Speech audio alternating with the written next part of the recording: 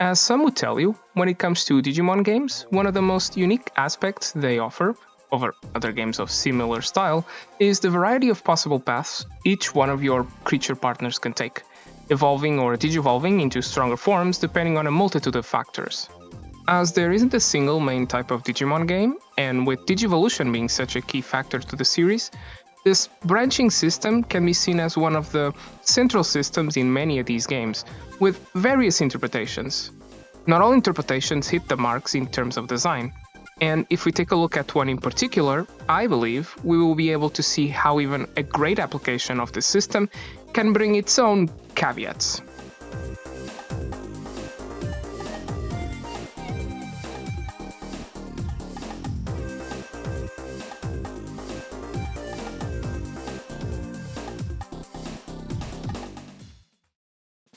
The interpretation that will be our focus can be found in the Story series, a branch of games with a bigger focus on traditional JRPG elements that started with World DS and goes so far until the Cyber Sleuth duology. We'll be taking a look at each of these two entries respectively to explore their Digivolution system as well as their potential differences. Let's start with the basics. Digivolution, as the name entails, is a form of power-up/evolution that a Digimon creature can achieve after meeting certain requirements that provide a certain type of advantage. Like many of these types of systems in other games, this power-up is represented by a visual form change which emphasizes the power-up. The Digimon series also features a hierarchical structure of stages that a creature can go through that helps to easily identify the strength of a form. In the story games, the order of these stages goes primarily like this. In Training 1 and 2, Rookie, Champion, Ultimate and Armor, and finally Mega and Ultra. Although World DS only has one in-training stage. Depending on the genre or type of game, the requirements and advantages for this form change are different. Since we are talking about a more traditional JRPG type of game here, these are mostly tied to the creature's stats that represent the creature's proficiency at various attributes relevant to the game, as well as specific techniques or abilities unique to said form.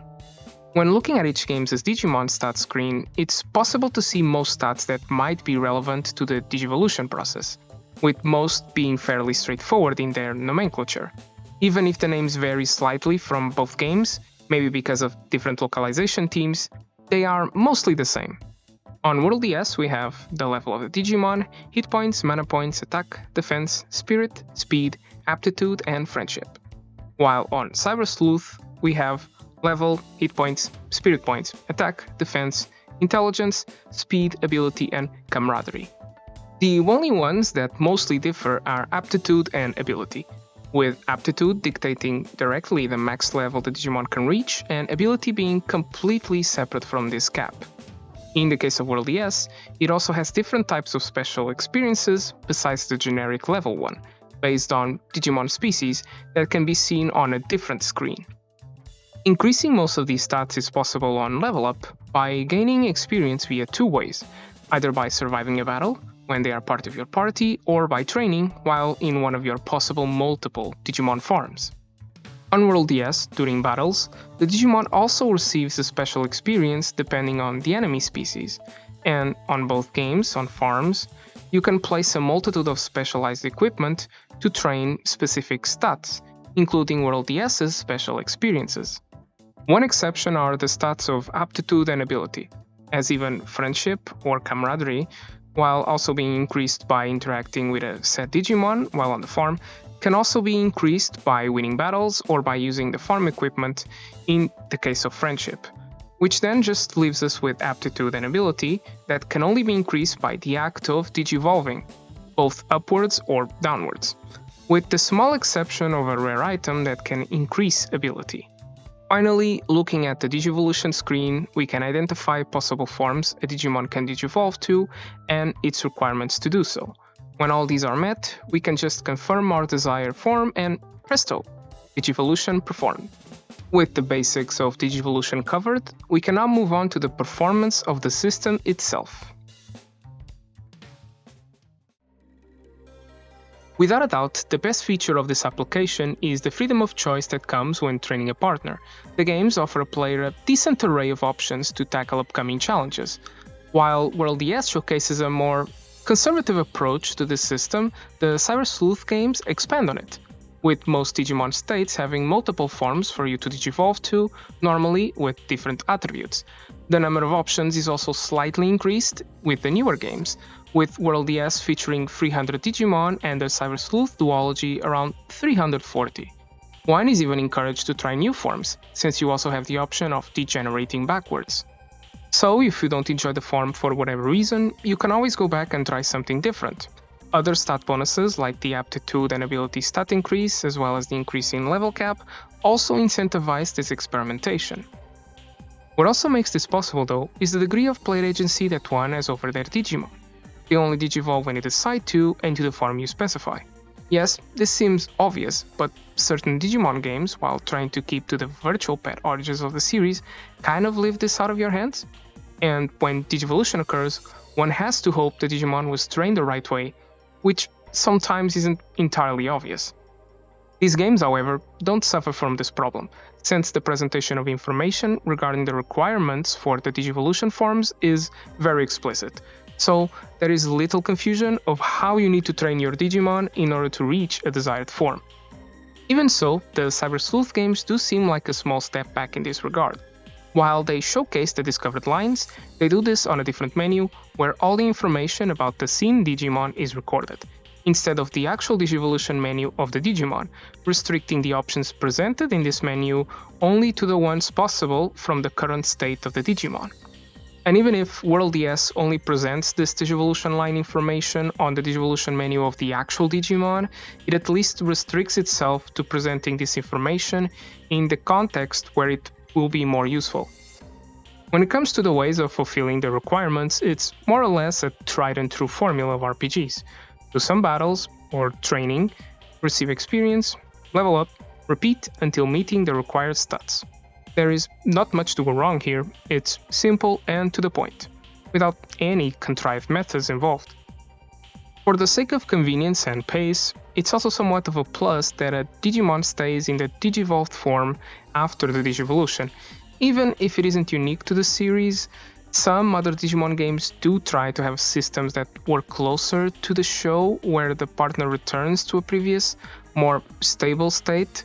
That kind of gets a bit cumbersome after a while, especially in a game where you are expected to be constantly entering battles.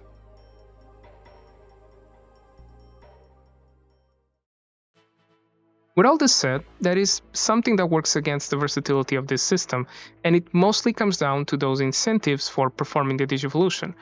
Quite a few forms, especially the later ones, are locked behind higher aptitude or ability. In case of Cyber Sleuth, ability creates a barrier directly through its stat, and in World DS, aptitude translates to the max level a Digimon can be, creating its barrier through the level requirement of the form. Like previously mentioned before, only through the act of Digivolution or degenerating can a Digimon raise these stats in order to meet the necessary requirements of certain forms. This means being forced to go back and forth in a Digivolution tree even if one is content with the route they are going with, which is especially noticeable when one realizes, for example, that a Digimon receives more or less double the ability when degenerating. Still, this cycle of Digivolution and degenerating wouldn't be that big of a problem if one is looking into these stats in a vacuum, but that's rarely the case. First of all, aptitude and ability are obviously not the only requirements for Digivolutions, and in fact are only affected positively by it. However, a stat like level is resetted on degenerating or digivolving. In the case of World DS, that means returning to the start level of that form, while in Cyber Sleuth games, the level is directly tied to the form, meaning every form starts from level 1 on reset. So, to digivolve to another form upwards, the player is forced to, again, gather the required experience to said desired form. I think it's pretty obvious that this pads the games with unnecessary busywork, dragging the experience when one starts following the specific routes in a Digivolution tree. It doesn't even make much logical sense, since it would mean a Digimon forgets the battle experience he had in another form, and we are supposed to believe that this is still the same creature even after these transformations. Design-wise, the logical sense might be to make these forms less accessible, which they are, but it's not like they're hard to obtain, just mostly boring. They don't test anything of the player besides his patience. Moreover, there are already certain more specific requirements for harder Digivolutions, like having a certain item or having contact with a certain Digimon, for example, which gives even less credence to this argument. This isn't saying that degenerating doesn't translate in a stronger Digimon besides the access to stronger forms. Degenerating does bring other advantages in the form of increasing the max potential of the Digimon stats, which is a good option for players who enjoy optimizing their teams to perfection. However, this only helps the argument that the player already has an incentive to degenerate a Digimon without forcing it through Digivolution barriers. This type of time investment should normally be optional. On a small side note, this also might be a way to benefit a player when one raises a Digimon from early states, making the raised and digivolved one relatively stronger when compared to the same one freshly converted at that digivolved state. Still, when taking all this into consideration, if one's current progress in the game requires a team of level 20ish champion Digimon, for example, and one of the party's Digimon requires degeneration to progress through its Digivolution tree to reach that state level, that creature must be benched for a while until its power returns to the required level of the game's progression. Even in situations where the player follows a main Digivolution line from a starting form, he might still be forced to degenerate his Digimon in order to progress through what is supposedly the most accessible line. Let's take an example from the Cyber Sleuth games of one of my favorite Digimon lines, the Seedramon line. If we start from the first form possible, Poyamon, and follow the minimum level requirements to Digivolve until Mega Seedramon, the amount of ability he can acquire through those Digivolutions is a total of 8 ability. However, the Mega form Metal Seedramon requires a minimum of 20 ability, which means the player is forced to at least degenerate once. Even taking into account that we can increase the ability gain by digivolving at higher levels and only digivolving at the max level accessible to each form, we still only get a total of 14 ability. Now, for the type of player that enjoys having a large number of options at one's disposal, this won't be as big of an issue, but for a player who enjoys having a tight team, this can be a progress stopper and an indication that the design might be forcing a certain playstyle.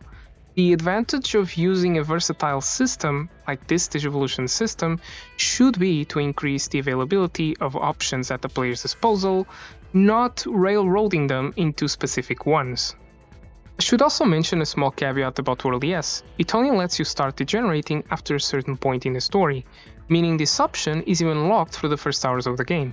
The Cyber Sleuth games do at least give you the option from the get-go, not to say that these don't have a caveat of their own, like forcing you to a specific location, the Digilab, to do all of your Digivolution related actions, something that World ES lets you do whenever you have access to the Digimon you are trying to Digivolve.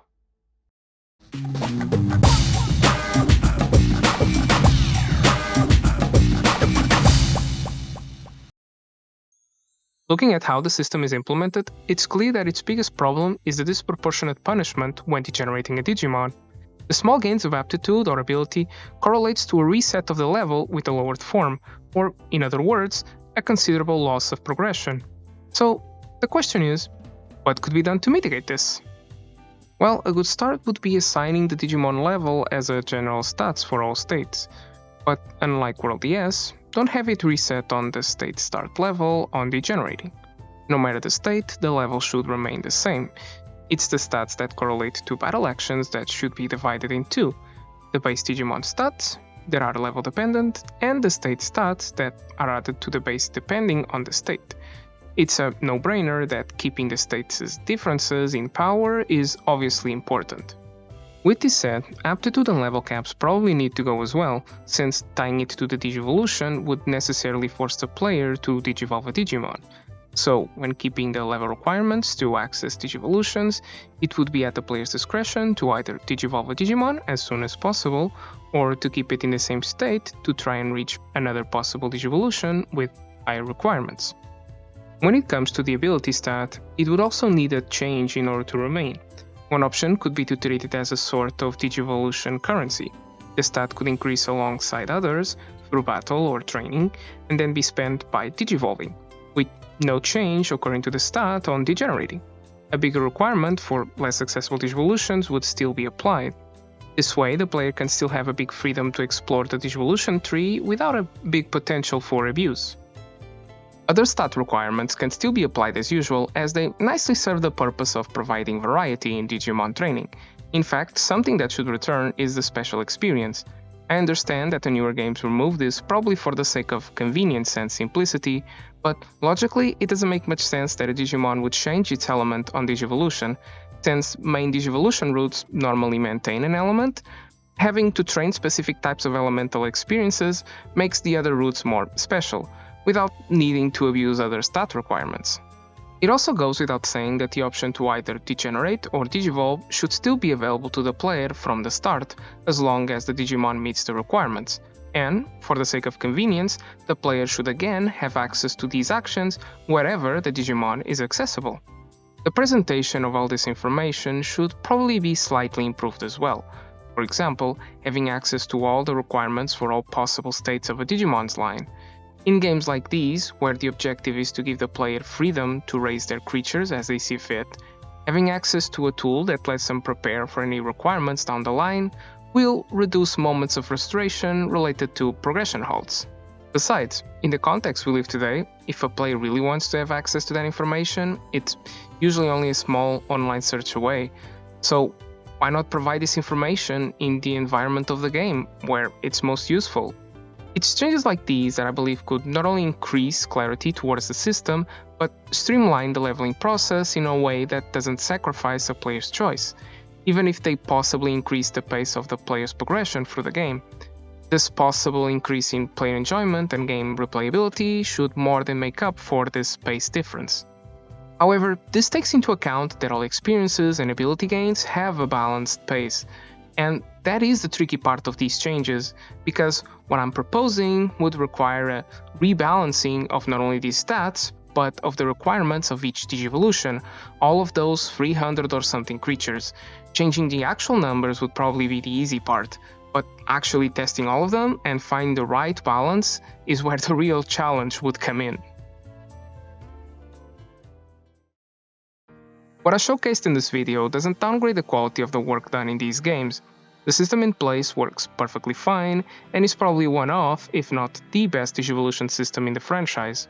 Like many things, it has its flaws, and the solutions presented are only a few of the possible ways to address these flaws in the system.